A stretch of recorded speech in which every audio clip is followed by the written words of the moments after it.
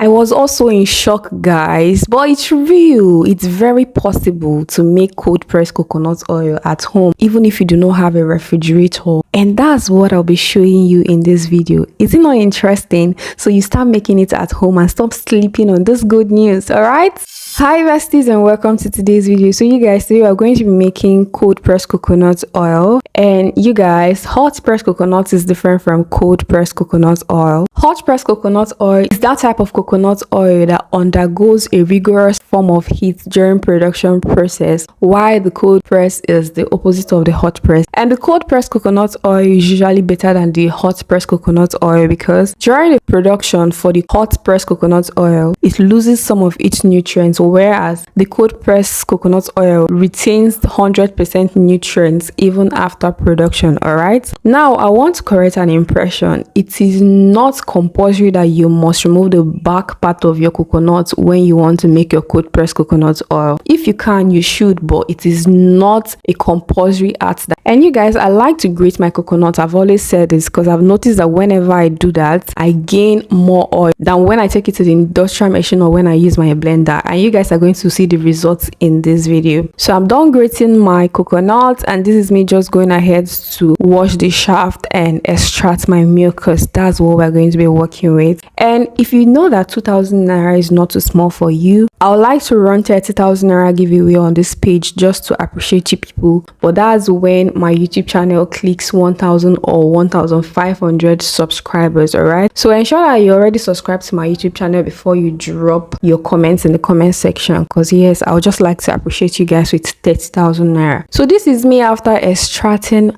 my coconut oil. This is what we have, and I'm not going to be making use of this shaft, so I'm going to get rid of it. This is our milk, and you guys, this is the secret. We are going to be making use of a pure water nylon, any kind of nylon that you have, but I would suggest you make use of a transparent nylon. So we're going to be making use of this, my pure water nylon, to store my coconut milk. And after doing this, you guys, I'm just going to tie it to my kitchen window, and I'm going to leave it like this till the next day. You guys, I was in shock when I walked into my kitchen the next day and I saw that something has already deflated my nylon. It was not supposed to be so. So this is what we have here, but I'm grateful to God that I have what I'm still going to be making use of. I have a little bit of water left to demonstrate what I want to do, and this is the pin. I'm just going to puncture this nylon, and you guys can see that the water is separating from the cord of the coconut. The coconut cord is not going to be able to pass through the nylon, so once we are done extracting the water, the cord will be left inside the nylon. I'm trying to apply pressure to ensure that I remove all of the water, but the cord could not pass through. And this is what we have, you guys, the cord, which is fermented coconut milk and oil. You guys, this is me putting inside our plate, and this is what we have, you guys. There is no form of water here. This is the secret. Have you seen this anywhere, you guys? And this is our coconut oil.